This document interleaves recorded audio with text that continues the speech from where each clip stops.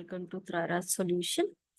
In today's session, we'll be seeing few keywords related to cybersecurity and the keywords like cyber attacks, cyber criminal, impersonate, and different types of attacks. Let's see few basic level cyber keywords, the basic concepts and some common threats and how the measures need to be taken. So what are the basic cybersecurity concept? First, we have what is confidentiality. Confidentiality is defined as ensuring information which is not accessed by unauthorized people. For example, when you open an account, the bank details, when you plan to open account, where you walk in into the bank and you give you all your particulars and the ID proofs. And the account details are updated in the database and the ID proofs are being kept secured. So here the particular information of particular person is kept confident. Next, coming to the integrity, is maintaining the accuracy and consistency of data. I mean, whenever at the time of opening, for example, at the time of opening the account, once the account is opened, you will be given with the account kit where it consists of your passbook, the checkbooks, and the ATM card. And the ATM card is provided with the PIN. So you have an option where you can walk into the any ATM centers and where you can change the PIN. So that is where you have an option to change. After changing the PIN, there is an update which is been changed in the database and it's been secured. Next, coming with the availability, ensuring authorized users have access to information when needed. As the internet banking, for the bank details to open, you will be provided with the user and the password, and it has been accessed only with the person who has account open, and he himself can open the account and he can go into particular website of the bank and give his credentials and log in. So this is the availability where he has an access to check his account details, the online transactions, or the statements check. This is what the term availability means. Next, coming to the word authentication.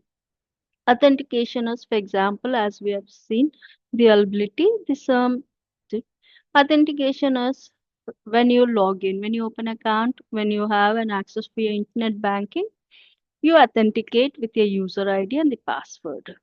So you are authenticating through a bank website. So where you are giving your user ID and the password, where the website it verifies the identity of the user, the device, and the systems. Once everything gets matched, that is where you have been authenticated and you have been logged in successfully. Next, authorization. What is authorization is? Now granting permission to access resources or data. Once you have logged in, authenticated by verifying your user ID and the password, you have logged in successfully into the banking detail, where you can see your account details and where you have an option to do any transaction, where it can be an NEFT or RTGS. So that is where you have an authorization. Next comes the word encryption. Encryption is nothing but converting information in the coded format to prevent unauthorized access. This means that whenever we give a password, your password comes in a hashtag pattern. So that is where the coded format. So whatever the numeric you have given, alphanumeric, whether it's an alpha, the alphabets, or the numeric 1, 2, 3, or the special characters used, those are being encrypted in the hashtag form. So this is termed to be as converting your information into a coded format to prevent unauthorized access. The other term used is firewall.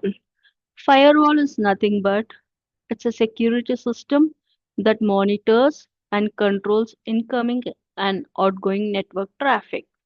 This means whenever you log in from your laptop, first there is a wall lag where once you have been logged in to get authenticated to the bank website, there will be the server.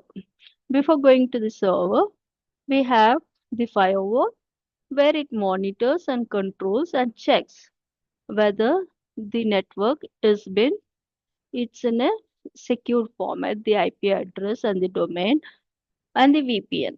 Once everything is fine, then you've been authorized and authenticated to log in into the particular website. This is what the firewalls. So these are the some basic concepts, cyber security concepts. Next, see what are the some cyber security threats. So we are very well known of these threats as malware. This malware, where it has malicious software and it has different types of threats like virus, worms, Trojan. These are the some of the malware attacks. These malware attacks are occurred due to the type of files we download or the softwares we download or upload into our systems. So this virus, worms, and Trojan they come under the malware attacks. Next, coming to the phishing. Phishing is something which are related to the email attacks. These email attacks can be done uh, where it can be checked in your email where there is a change where you can see the email ID will not be of consistent. Instead of O, you can see replacement of 0, or instead of I or any this thing, you can see the replacement of 1. These are the basic example. So there is an fraudulent attempts to obtain sensitive information, often via email. So not only through email, there are different types of uh, attacks which are used to get our sensitive information that can be phishing that is used through SMS. So next coming to the spyware. Spyware attacks is used by software that secretly collects information about a user without knowing it how the third person can collect the information about a user. Next coming is the ransomware attack. The ransomware attack is something related to malware, but here where it demands for the payment to restore our access. As malware, where it just spreads the virus into the files or programs, but here it locks or encrypts the files and demand some payment, some links which we send that you need to pay this so that you can restore your account.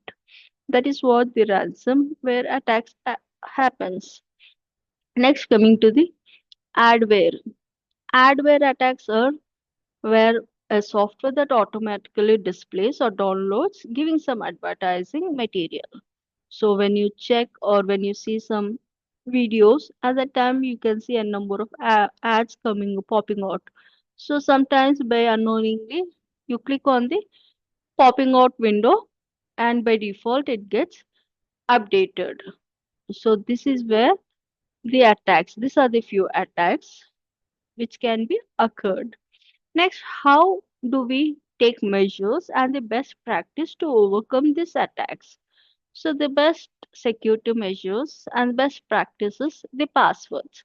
Basically, how we generate a password as to for easy recognition, where we keep sometimes of our name followed by the date of birth or something related to us so that it's easier to understand. But how the password should be? The password should be a length of minimum of 6 to 8 and max can be up to, but we need to make sure it should be a combination of alphanumeric and with a special character, where instead of using your date of birth or your name, we can use something as a phrase to authenticate or some secret words so that whenever an hacker attacks, it's not easily identified to him. So this is the first measure where we need to make a combination of alphanumeric with a special character. Next coming the antivirus. So always whenever we get some updates related in our laptops, we need to make sure all the updates are up to date. So sometimes when we delay with the updates, so there is an option where the hacker can easily attack. So this is the other measure where software designed to detect and enable malware, where the antivirus needs to get updated. Next coming the patch. What is a patch? So an update to fix vulnerabilities in the software. So whenever there is an update, as I've stated, small updation, a patch, a feature added, and it's been not updated, then that is termed to be a patch. Next, backup. Backup is nothing but a copy of data stored separately to protect against data loss. So nowadays, since everything, whatever we use, those are maintained in the laptop where we have once the OS where we go for the updation before going for the restart or the updation where we take the backups. So that is to retrieve our information which are stored. Next, two-factor authentication, an extra layer of security requiring two forms of verification. This is for our security purpose. As when we have taken the example of the banking, when you log in into your account, you will be provided with your user ID and the password. But there should be an additional authentication. So when you go for the withdrawal of the amount in the ATM centers, if the amount is more than 20,000 of the limit, then there is an OTP sent. So this is where the two-factor authentication, so that the same person is using it and it can be done successfully. Next, coming to secure Wi-Fi. So nowadays Wi-Fi is available very everywhere. So using encrypted Wi-Fi connection to prevent unauthorized access. So this comes as whenever you're traveling or in an emergency where you get the guest access, where it can happen in the airports or any banking around. So when you use those Wi-Fi connection, so there are some chances where the hacker can attack. So whenever using them, so we need to be make sure that you are preventing from unauthorized access. Next, coming to the virtual private network. This is the VPN, which is a tool that encrypts your internet connection to protect your data. So every organization will be provided within VPN. This is the intranet when you access from your user ID for your login authentication to the website. Next comes the IP address, the basic network security terms. So the IP addresses, has a unique string of numbers identifying a device on a network. Similarly, when you use your VPNs, you need to provide the IP address so that you are using particular laptops. Every laptops will be generated or the networks will be having an IP address. And the router. Router is a device that directs data traffic between devices and the internet. And the domain, the name of a website or a network resources. And the port, a communication endpoint that allows specific types of network traffic. And the firewall rules, setting the determine what traffic's allowed or blocked.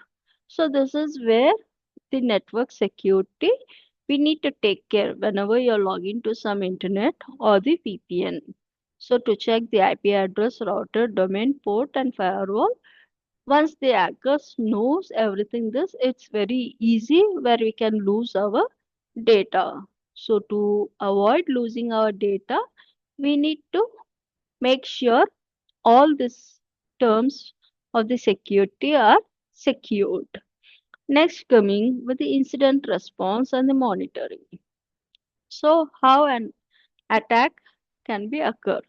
So, alert, a notification of a potential security issue, or a log, a record of events such as login attempts or system activities.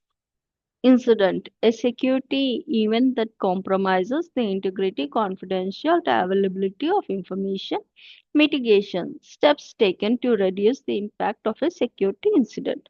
This occurs when an hacker hacks or when we lose our laptop, when we forget in the public places our laptop, all our data, how our data can be lost. So at this time, where we have an option where you can see our log records, where we can monitor and see how many attempts it has been done and from which portal and how the impact occurs.